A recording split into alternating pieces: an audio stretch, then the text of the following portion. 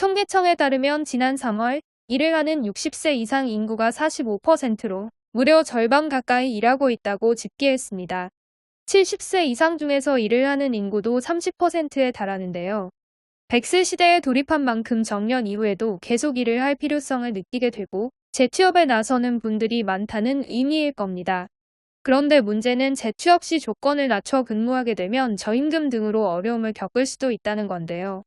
이지 5060 세대 사이에서 제2, 제3의 직업이 생존이 걸린 중요한 이슈로 떠오른 만큼 5060 세대가 3040 세대보다 더 많이 국가 자격증 시험에 도전하고 있다는 통계가 나오기도 했습니다.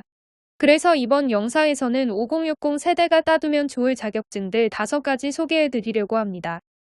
평생 직장이 무의미한 상황에서 도움이 되길 바라며 중년 세대에서 따면 좋을 자격증 지금부터 자세히 알려드릴 테니까요. 끝까지 보시고 나에게 딱 맞는 자격증 찾길 바라봅니다.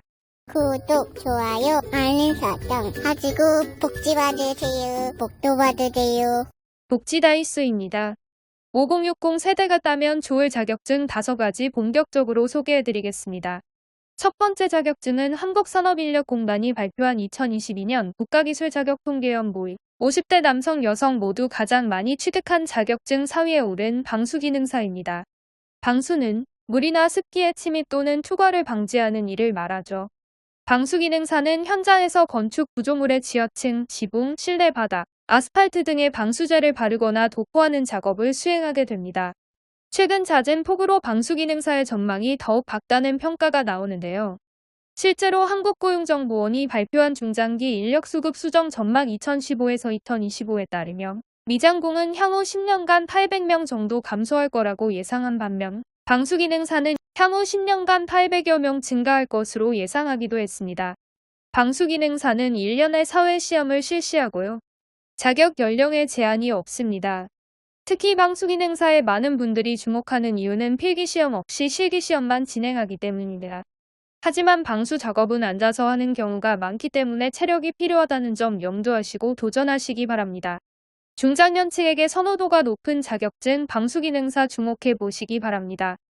두 번째 자격증은 합격률 약 80%. 높은 합격률을 보여 인기가 좋은 조경기능사입니다. 조경기능사는 식물, 토목, 물, 조형물을 이용하여 생활공간을 꾸미고 자연을 보호하고자 도입된 국가공인 자격증입니다. 최근 대단지, 아파트 등에서도 조경공사가 중요해진 만큼 조경에 대한 수요도 꾸준히 증가하고 있죠. 그래서 더욱 중장기적으로 전망이 밝은 자격증으로 꼽히는데요. 특히 시험 합격률이 80% 이상으로 대체로 어렵지 않다는 평가가 나오고 있어 더욱 인기를 모으는 중입니다. 조경기능사의 수행 업무는 설계 도면, 판독 시설물 설치, 지방 고르기, 나무 심기 조경 시설물 관리 등이 있는데요. 조경기능사 작업증은 연령, 학력, 경력, 지역에 제한 없이 누구나 응시 가능합니다. 필기시험과 실기시험 2가지 모두 통과해야 합니다. 지금 여기 복지 나이 쏙. 세 번째 자격증은 한국산업인력공단의 중장년층 여성이 많이 취득한 자격증 2위에 오른 건축도장기능사입니다. 건축도장기능사 하면 낯선 분들 많으실 텐데요. 건축도장기능사는 쉽게 말해 페인트공을 말합니다.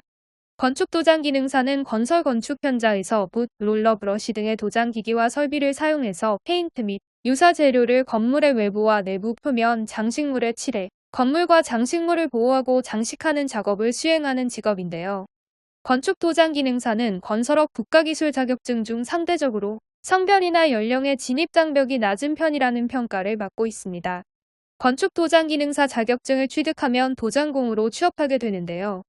낡은 건물의 신축과 리모델링으로 수요가 꾸준한 상황인 만큼 각광받는 자격증이기도 합니다. 또한 건축도장기능사 시험은 실기로만 진행되는데요. 다만 시험 시간이 무려 6시간에 달하는데 과제대로 페인트를 칠해 완성품을 제출하면 됩니다.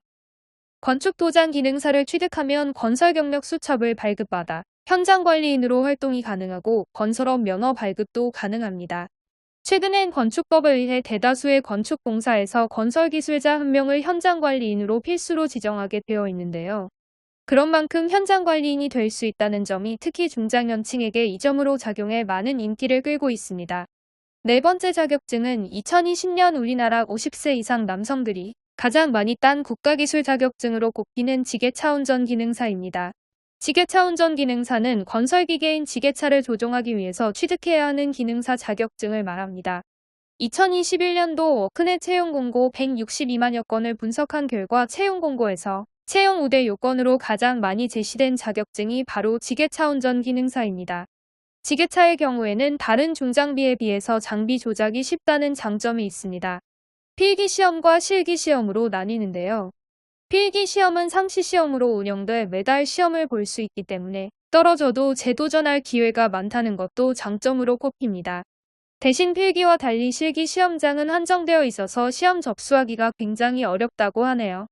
5번째 자격증은 굴착기 운전 기능사입니다.